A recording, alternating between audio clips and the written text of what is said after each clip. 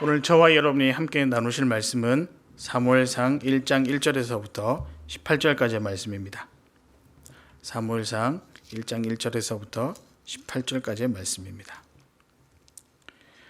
찾으셨으면 저와 여러분이 한 절씩 교독하도록 하시겠습니다.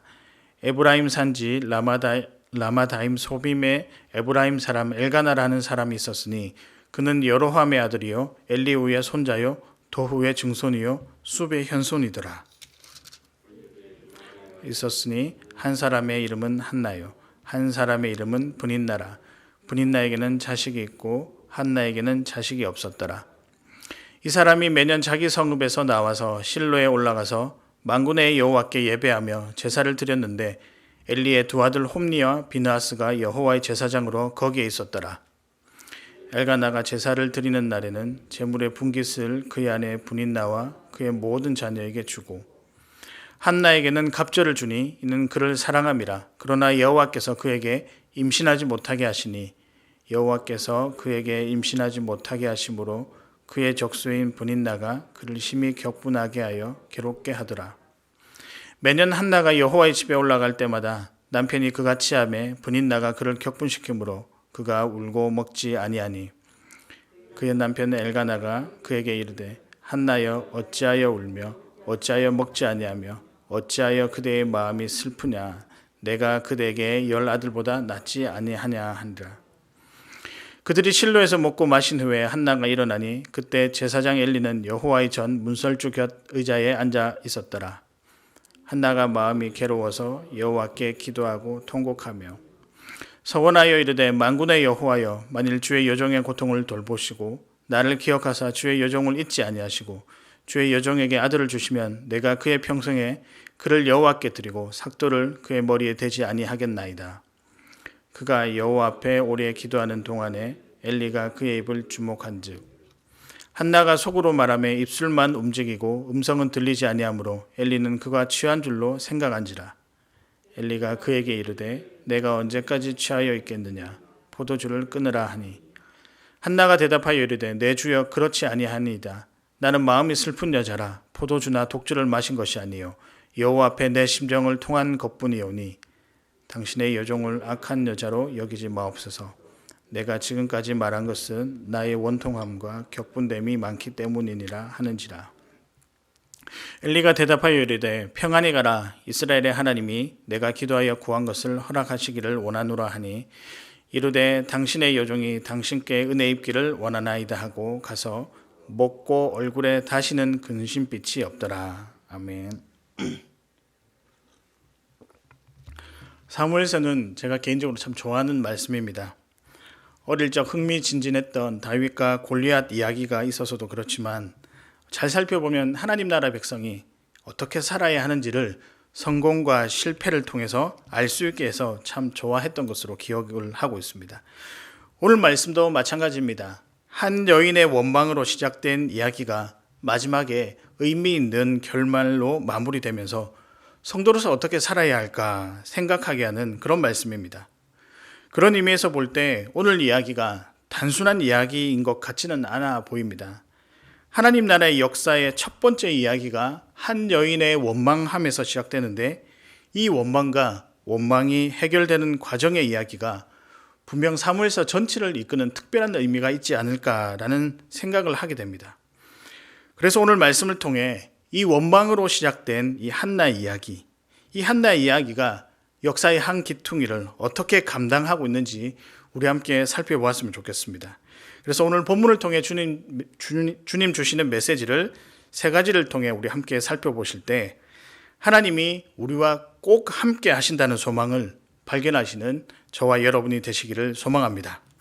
주님께서 우리에게 주시는 첫 번째 메시지는 무엇일까요? 첫 번째는 원망은 자연스러운 것이다. 다른 말로 원망은 할 수도 있다라는 것입니다.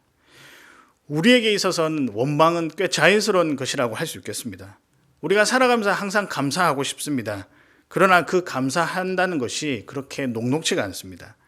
감사는 의지를 가지고 하는 것도 어느 정도 맞는 것 같습니다.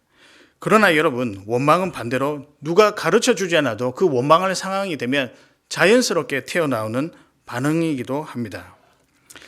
그래서 원망은 자연스러운 것이다. 할 수 있다. 할 수도 있는 것이다 라고 말씀드리고 싶습니다.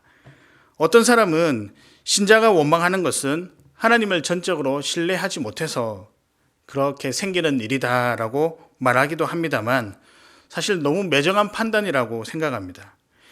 열심히 성실히 살았음에도 불구하고 원망할 일이 우리 주변에 생기기도 합니다. 오늘 본문에 등장하는 여러분 한나를 보시길 바랍니다.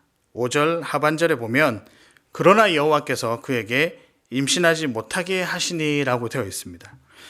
믿음으로 열심히 살았는데 예상치 못한 상황 가운데 그가 놓였다는 것입니다. 한나가 자녀를 가지지 못하는 것은 어떻게 보면 한 여인에게 있어서 참 힘들고 아픈 일입니다. 그러나 여러분 그뿐만이 아닙니다. 그 자체로도 마음이 너무 힘든데 자신의 여종으로 추정되는 분인나라는 여인이 자식이 있다는 것으로 이 한나를 괴롭히고 멸시하고 무시하는, 그래서 한나의 마음을 더 격분케 하고 마음 아프게 하는 장면이 나와 있습니다. 여러분 자신의 처지가 너무 힘든데도 불구하고 또 주변에서 이 처지에 대해서 괴롭히고 조롱하고 무시한다면 여러분 그 마음에 우리가 들어가 볼 때, 이 한나의 마음에 들어가 볼 때 그 마음이 어떻겠습니까? 하루하루 살아가는 것이 쉽지 않은 절망 가운데, 그래서 그 입에서 자연스럽게 나오는 것은 원망이라고 생각합니다. 여러분 한나의 원망은 어떻게 보면 할 수도 있는 것이라고 생각합니다. 그리고 할 수도 있는 것을 넘어서서 연약한 인간이 자신의 어떤 욕구들을 채우지 못할 때 나올 수 있는 자연스러운 반응이 아닌가라고 생각을 해봅니다. 그래서 7절과 8절에 한나가 울고 먹지 아니하고라고 되어 있는데 한마디로 표현하면 내가 원망 중이다 라고 생각할 수 있겠습니다. 우리 말씀을 조금 더 살펴보시겠습니다. 10절에 보면 한나가 마음이 괴로워서 여호와께 기도하고 통곡하며, 11절 서두에 보면 주의 여종의 고통을 돌보시고 라는 표현이 나옵니다. 여러분 통곡한다는 것은 그냥 원망이 가득하다는 것입니다.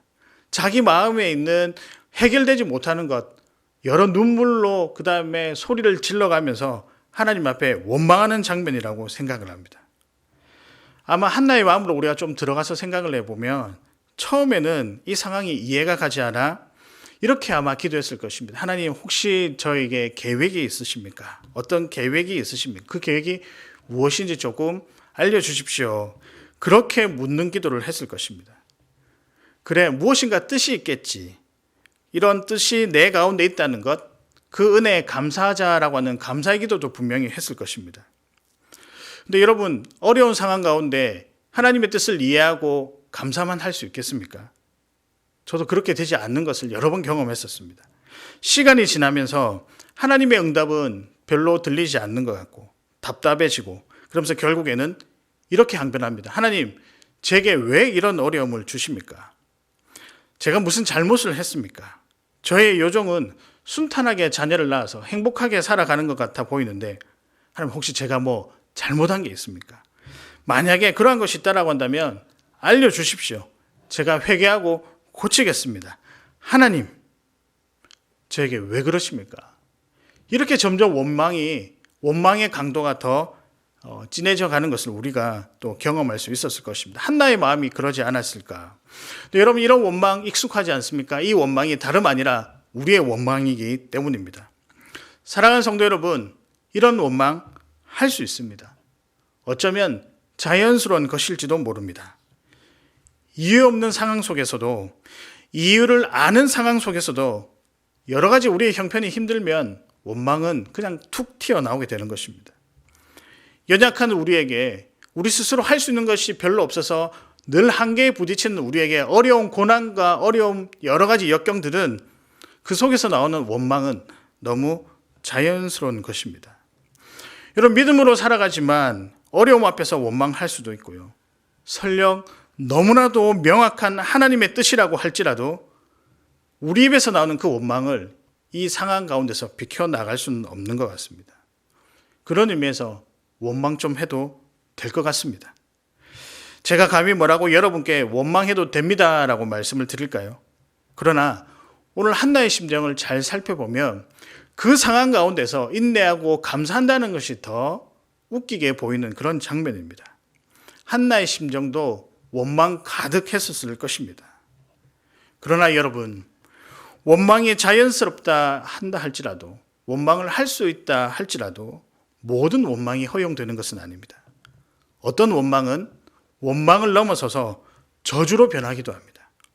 여러분 잘 아시는 욥기 2장 9절에 보시면 욥의 아내가 어려운 가운데 있는 욥에게 이렇게 이야기합니다.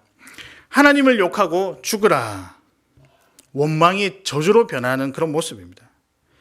그럼 결코 우리가 지녀야 할, 하나님의 자녀로서 성도로서 지녀야 할 우리의 모습은 아닌 것 같습니다. 원망은 자연스럽고 할 수는 있지만 모든 원망이 허용되는 것은 아니라는 사실입니다. 그렇다면은 우리는 모든 원망이 허용되지 않으니까 원망의 상황 속에서 계속 머물러 있어야 하느냐? 여러분 어떻게 생각하십니까? 아닙니다. 우리 하나님은 우리를 아끼시고 우리의 간구에 분명히 귀를 기울이시는 분이십니다. 그래서 여러분 이 원망에도 유통기한이 있습니다.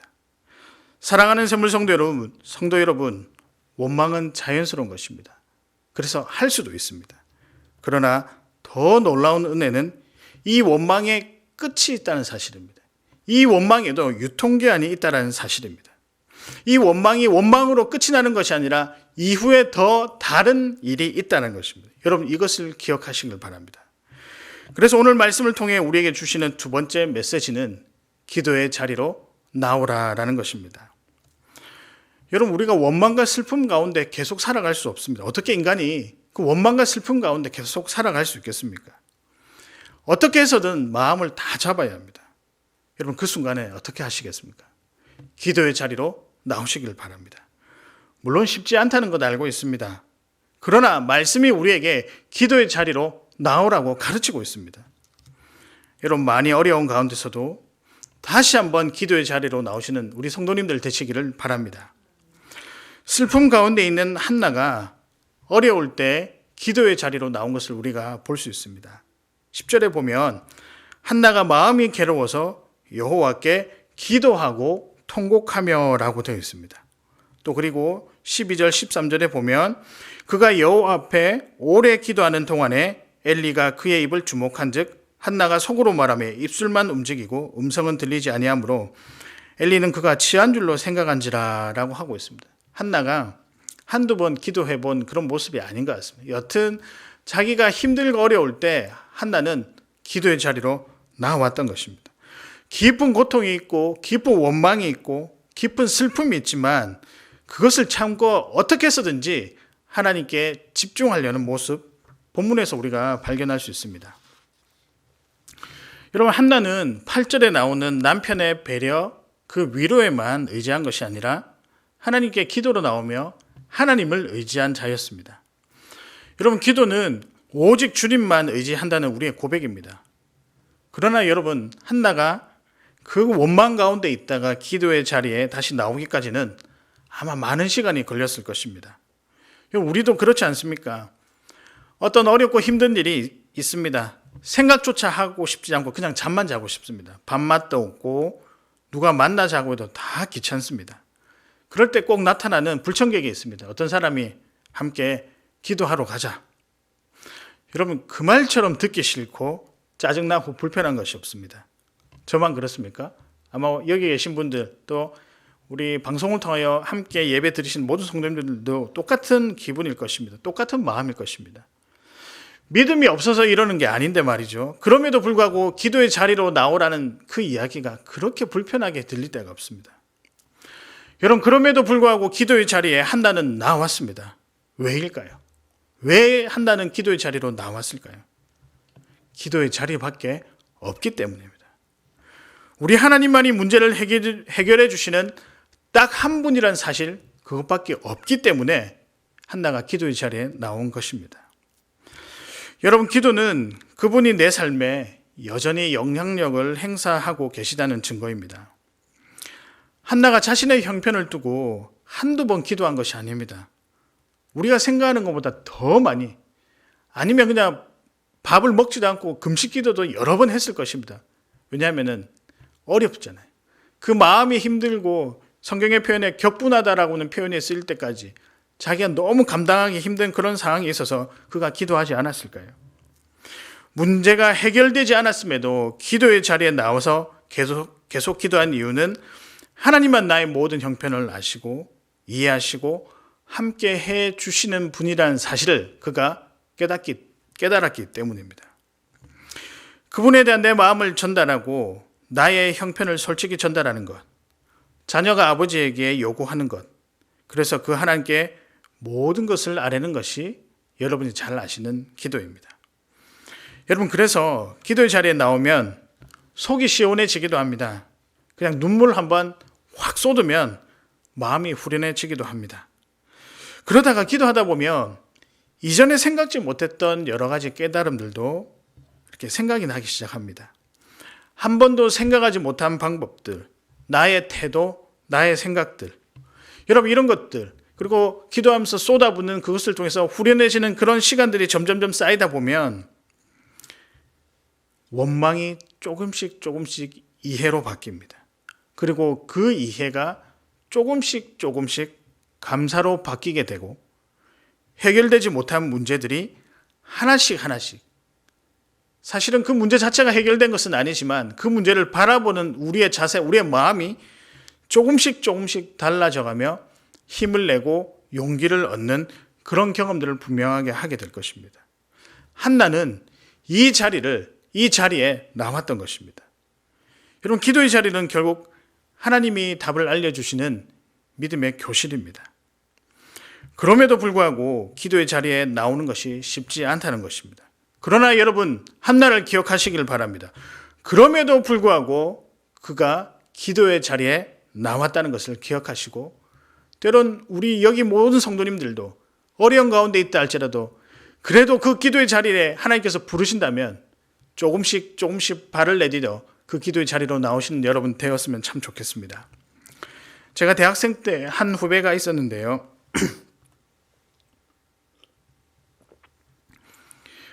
그의 부모님이 그리 길지 않은 텀을 두고 두 분이 한꺼번에 돌아가신 안타까운 일이 있었습니다.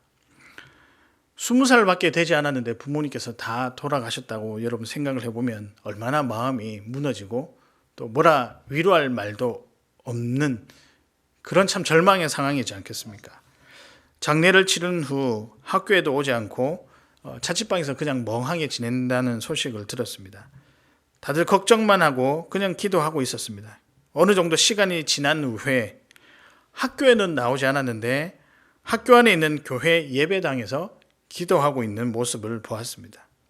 얼마나 울면서 기도하는지, 아직 20살밖에 되지 않는 청년이 부모를 잃고 방황하다가 또 그리고 아직까지 어린 여동생도 있었는데 얼마나 그 마음이 참 아팠겠습니까? 그러다가 결국 기도의 자리에 나올 수밖에 없는 그의 형편을 생각하니 더더욱 마음이 아팠던 그런 기억이 있습니다. 그러나 그 친구가 기도의 자리에 나왔습니다. 왜일까요? 기도의 자리밖에 없기 때문입니다. 하나님 아니고는 도저히 답이 없기 때문이라는 것, 시간이 지나면서 그가 깨달았을 것입니다. 지금은 건장하게 자라서 결혼도 하고 귀한 사역자의 길을 걷고 있다는 소식을 들었습니다. 여러분, 우리 성도가 해결할 수 있는 유일한 방법은 기도의 자리에 나오는 것입니다. 여러분, 어려움에 속해 있으십니까? 성령께서 기도의 자리로 인도하실 것입니다. 그 자리에 오셔서 다시 한번 힘을 얻게 하시는 그 하나님 주시는 사랑과 위로를 한나처럼 얻으시는 여러분 되시기를 바랍니다. 주님 주시는 마지막 메시지는 그래서 다시 기대의 걸음을 걸어가라입니다. 즉 약속을 다시 기억하고 의지해라라고 하는 것입니다. 오늘 우리에게 주시는 하이라이트와 같은 그런 내용인데요. 다시 걸어가라. 간단하게 이야기하면 다시 걸어가라입니다. 원망으로 시작된 우리의 삶, 그러나 기도로 나온 후 다시 보게 된 우리의 삶은 기대의 걸음을 걷는 것입니다. 여러분, 긴긴 어려움의 터널을 기도로 통과하시고 기대하는 걸음, 그런 걸음을 각각 형편은 다르지만 그런 형편 가운데 있는 우리 모든 성도님들이 경험하시는 놀라운 은혜가 있기를 주님의 이름으로 축복합니다. 저는 오늘 본문 중에서 이 두 구절이 참 좋았습니다. 17절과 18절인데요. 우리 한번 읽어보겠습니다. 엘리가 대답하여 이르되 평안히 가라. 이스라엘의 하나님이 내가 기도하여 구한 것을 허락하시기를 원하노라 하니 이르되 당신의 여종이 당신께 은혜 입기를 원하나이다 하고 가서 먹고 얼굴에 다시는 근심빛이 없더라라고 되어 있습니다. 마지막에 어떻게 되었을까요? 가서 먹고 얼굴에 다시는 근심빛이 없다라고 되어 있습니다. 그러니까 그동안에 잘 못 먹었던 모양이죠. 그리고 얼굴 표정이 되게 안 좋았던 거예요. 그러나 하나님께서 기도의 자리를 통하여 엘리 제사장이 대답한 것을 두고 그의 마음이 편해졌습니다. 그래서 먹을 수 있게 되었고요. 근심빛이 사라지게 되었습니다. 질문 하나 드리겠습니다. 문제가 해결되어서 근심빛이 사라졌을까요? 아니면 해결은 안 되었는데 앞으로의 소망을 가져서 그럴까요? 여러분 무엇이겠습니까? 기도 중에 하나님이 자녀를 주시겠다라고 한 적은 없습니다. 문제가 해결되니 밥도 멀고 얼굴빛이 달라진 것은 분명합니다. 그렇다면 한나가 받은 답은 무엇일까요? 궁극적으로 한나의 모든 상황이 편해진 이 답은 무엇일까요? 나중에야 자녀 사무엘을 허락하셨지만 그보다 먼저 하나님이 꼭 너와 함께 하시겠다라고 한 이 정확한 메시지 때문이라고 생각을 합니다. 그가 밥도 먹게 되고 근심의 빛이 얼굴 속에서 사라진 것은 하나님이 꼭 너와 함께 한다라고 하는 이 정확한 메시지를 기도 가운데 들었기 때문에 확인했기 때문이라고 생각을 합니다. 저는 이 부분이 굉장히 중요하다고 생각합니다. 왜냐하면 하나님이 꼭 너와 함께 하시는 답이 가장 근본적인 답이기 때문입니다. 여러분 만약에 하나님께서 한나에게 자녀를 허락하겠다라고 답변을 주셨다고 가정을 한번 해봅시다. 여러분 이 답변을 들은 한나의 마음이 또 어떻겠습니까? 물론 좋죠. 감사하죠. 그런데 한편으로는 진짜일까? 혹 안 주시면 어떡하지? 하나님의 마음이 하나님의 계획이 나중에 변경이 되어서 혹 안 주시면 어떡하지? 여러분 불안감이 남아 있습니다. 우리가 원하는 답을 얻었다 할지라도 그 답은 불안감이 남아 있습니다. 분명히 원하는 답이지만 불안합니다. 그러나 여러분 하나님이 너와 꼭 함께 하신 그 대답은 근본적이며 더 이상의 의심의 여지가 없는 확실한 답이십니다. 여러분 믿으십니까? 이 답이야말로 우리 성도가 들을 수 있는 가장 이상적이며 완벽한 답입니다. 여러분 하나님께서 우리 또는 여러분과 꼭 함께 한다는 말을 여러분이 들으셨다라고 상상해 보면 어떻겠습니까? 그냥 그 무엇으로도 표현할 수 있는 기쁨과 설레임과 그 감격이 우리에게 있을 것입니다. 그리고 우리 안에 있는 근심 걱정이 모두 다 사라져 버릴 것입니다. 내게 어려움이 있다 할지라도 이 대답만 확실하게 듣는다라고 한다면 진짜 힘이 생기는 것입니다. 그래서 다시 기대감으로 그 소망을 가질 수 있는 것입니다. 여러분 한나가 밥도 먹을 수 있고 근심빛이 사라졌다라고 그렇게 표현할 수 있는 이유는 한나가 들은 답이 하나님이 너와 꼭 함께 하신다라고 하는 이 근본적인 답 때문입니다. 그래서 모든 것이 사라졌습니다. 여러분 이제 한나는 하나님이 꼭 함께 하시는 기대의 걸음을 걸어갈 수 있게 되었습니다. 얼마나 감격스럽고 좋습니까? 우리 성도님들께서도 이 어려움 가운데 있을 때 이 하나님 주시는 가장 완벽한 답을 꼭 들으셨으면 참 좋겠습니다. 분명히 하나님께서 주시는 약속, 그 기대감을 이 음성을 통하여 확인하게 될 것입니다. 그래서 이 은혜로 살아가는 그 은혜들을 또 경험하시게 될 것입니다. 그래서 하나님이 꼭 함께 하신다는 그 음성, 어렵고 힘든 일, 원망으로 가득 찬 일에 이 음성을 듣고 다시 우리 마음 가운데 작지만 소망으로 바뀌는 그 역사가 여기 모인 모든 성도님들, 또 사랑하는 우리 샘물 성도님들, 여러분 가정과 또 개인 가운데 일어났으면 참 좋겠습니다. 우리 말씀을 정리하겠습니다. 오늘의 말씀은 원망에서 기대함으로입니다. 하나님께서 한나의 원망을 통해 우리에게 주시는 메시지는 무엇일까요? 첫 번째, 원망도 할 수 있다는 것입니다. 원망은 자연스러운 것입니다. 성도에게도 원망은 얼마든지 할 수 있다는 것입니다. 그러나 원망이 끝이 아니라는 사실입니다. 두 번째는 그래서 기도의 자리로 나오라라는 것입니다. 맞습니다. 원망으로만 우리의 삶의 문제를 해결할 수가 없습니다. 기도의 자리에 나와서 하나님과 대면해야 합니다. 그 대면한 후에 마지막은 기대의 걸음을 걸어가라입니다. 원망으로 시작된 우리의 문제가 기도를 통과하면서 다시 기대감을 가지게 됩니다. 특히 하나님이 꼭 너와 함께 하신다라는 메시지를 받기 때문입니다. 이 기대감이 우리에게 있기를 소망합니다. 물론 우리의 원망이 더 길어질 수도 있고 이제는 원망도 지쳐서 아무 생각이 없을 정도로 마음이 그냥 답답할 때가 있습니다. 그래서 기도의 자리가 참 부담스러울 때도 있을 것입니다. 그러나 문득문득 생각나는 짧게나마 다가오는 기도하고 싶다라는 마음이 드실 때는 여러분 기도의 자리로 나오시길 바랍니다. 하나님이 여러분의 그런 모든 형편들을 아실 것입니다. 그래서 그 기도를 통해 하나님이 꼭 너와 함께한다는 이 음성, 이 메시지를 확인하셨으면 좋겠습니다. 그래서 다시 힘을 내어 걸어가셨으면 좋겠습니다. 성령님께서 여러분의 모든 상황을 아시고 이 모든 상황을 기억하시고 여러분을 인도하실 것입니다. 이런 맛이라도 있어야 우리가 믿음 생활하는 의미가 있지 않을까, 또 믿음 생활하는데 좀 즐겁지 않을까라는 생각도 듭니다. 맞습니다. 우리 하나님은 여러분 편입니다. 믿으십니까?